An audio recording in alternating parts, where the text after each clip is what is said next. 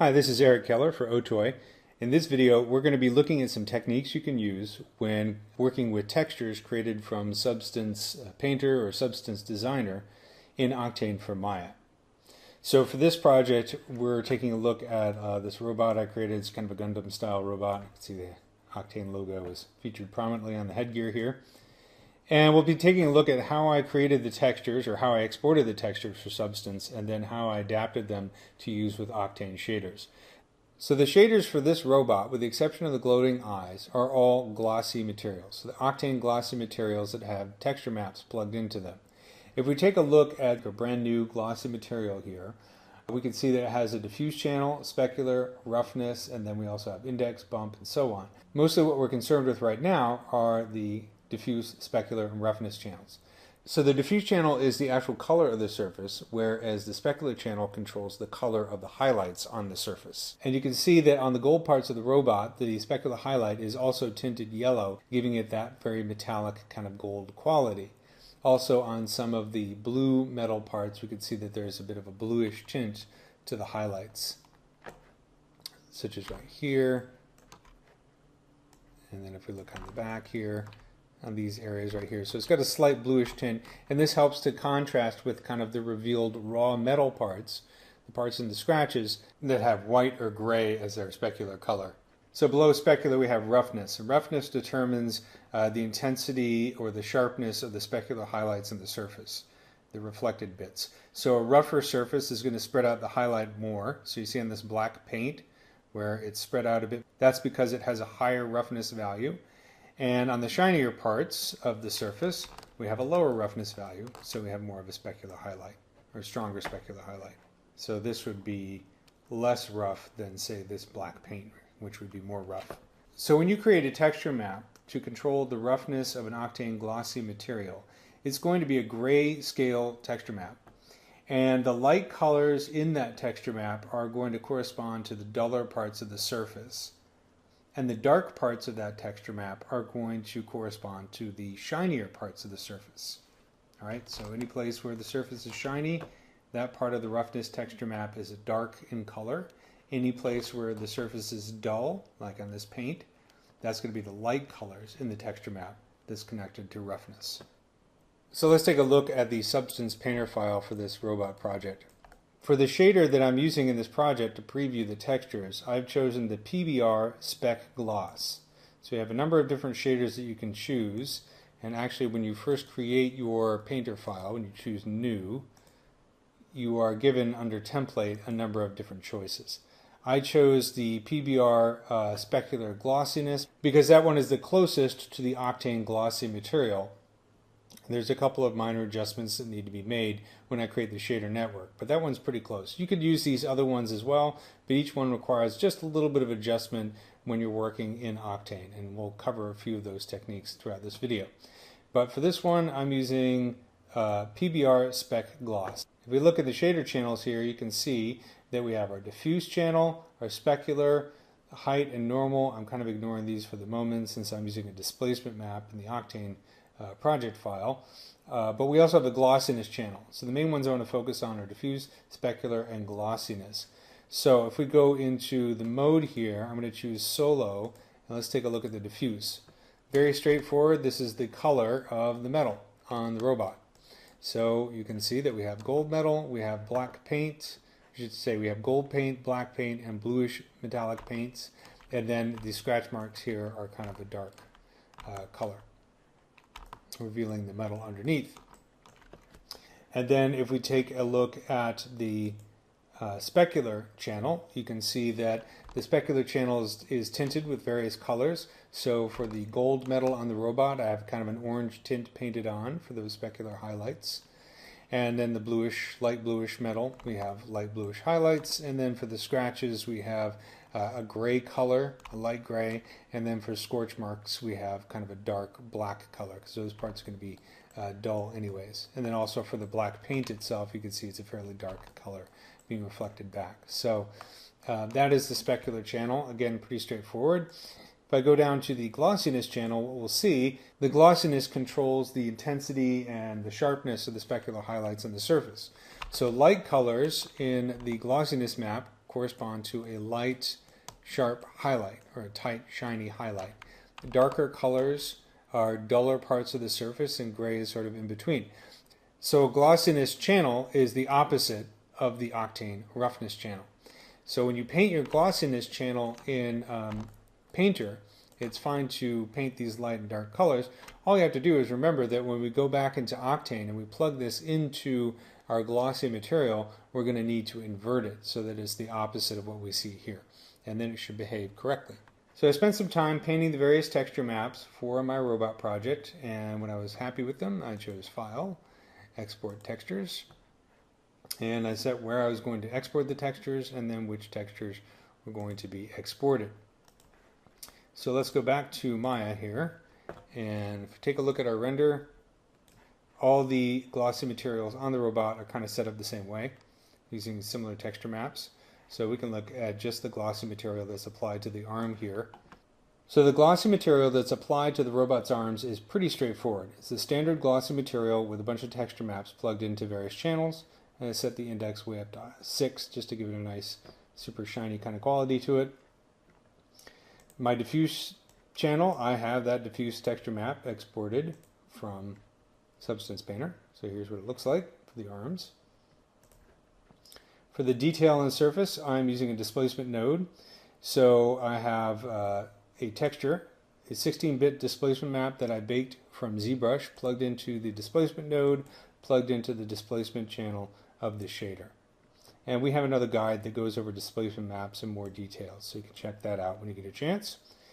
And then for my roughness channel, I have that glossy material, and you can see this is what it looks like exported from Substance. So you can see this is the grayscale map exported from Substance Painter, and I have that plugged into an invert node, and then that is plugged into the roughness channel. So roughness is the opposite of glossiness. You could use an invert node. You could also just select the texture node itself and turn on the invert button, and that will work. And then another thing that I like to do sometimes, especially if I want to tune the texture while I'm working on the shader, is I'll use a color correct texture, and that is found in the Octane Textures section. So we have color correct right here. So you could use this instead of an invert node. I plug this in here, and then out to text into roughness. I can select this. It also has an invert option. So I can invert the color correct texture and then adjust the brightness and see what effect that has on my materials. So if I lower the brightness, it's going to be shinier, because again, remember, this is plugged into roughness. So darker values in a roughness channel mean it's shinier and more reflective. And you can see that here on the arm right here. So if I bring the brightness up, it gets back to where we were before. So let's take a quick look at another example that uses a different template from Substance Painter. So for this example, instead of using the PBR specular glossiness template, I'm using the PBR metallic roughness template. So in this case, it's a little bit different shader. And for this example, I'm just working on the head. I've added some splattered mud to the surface just to make the kind of the changes in the surface quality a little bit more obvious.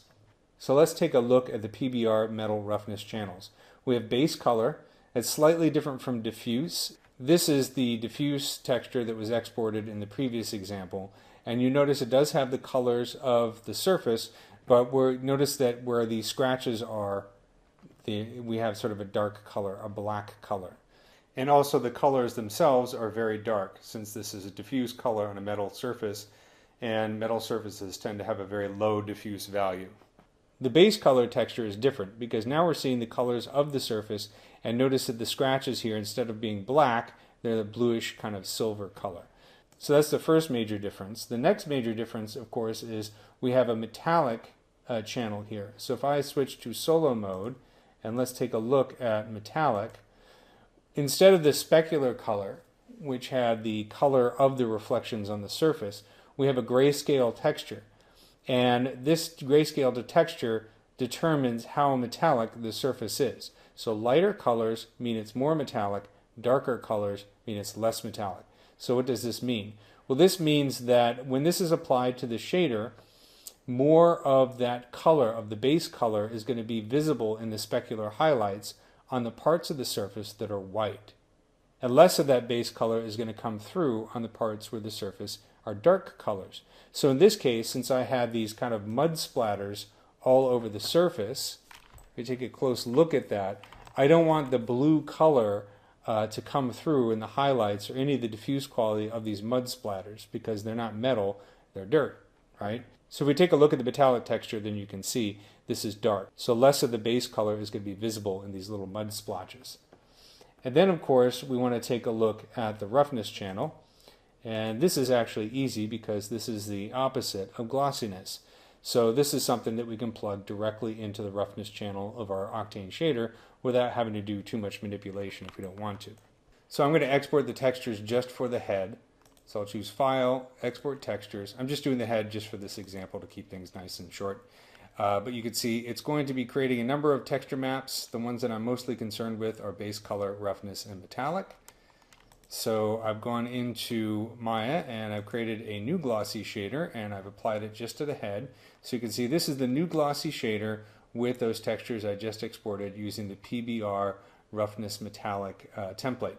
So we got mud splatters all over it, but we also have colored highlights in the gold paint. You can see as the highlights transition from the metal to the mud or to the scratches, we have different qualities and different colors. So let's take a look at the graph of the shader.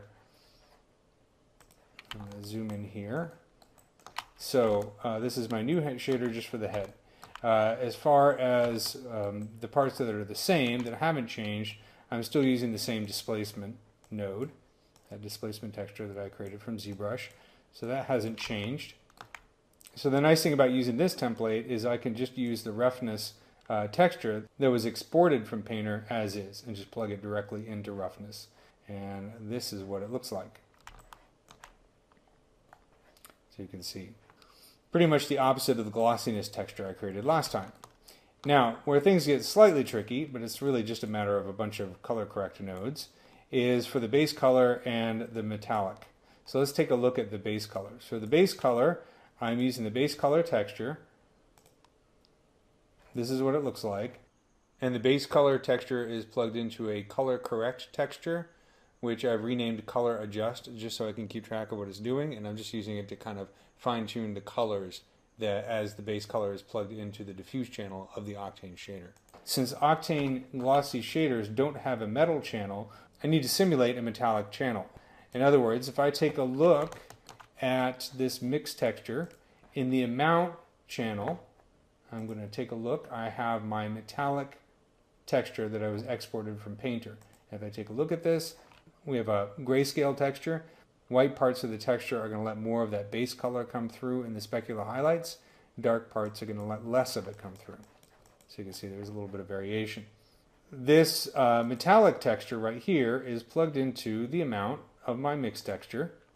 Hopefully it's not too tangled, but you can see there it is. Metallic texture plugged into amount. And the two textures I have plugged into the mix texture is the output of my base color with that slight color adjustment, and then another color correct node, which I've renamed desaturate. And this color correct node, I've set the saturation correction all the way down to 0. This is taking all the color out of the base color. So that means that I have a desaturated color as one texture and a saturated color as the other texture, and that metallic texture is acting as a mask to mask between those two. The output of this is now being plugged into my specular channel.